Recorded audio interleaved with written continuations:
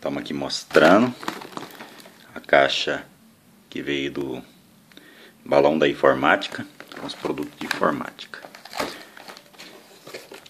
Veio bem arrumadinho.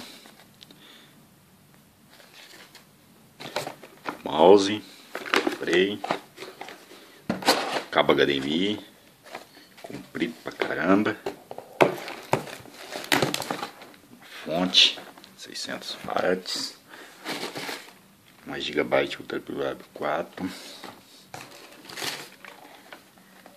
processador 3040, leitor de DVD, bem embalado para não danificar,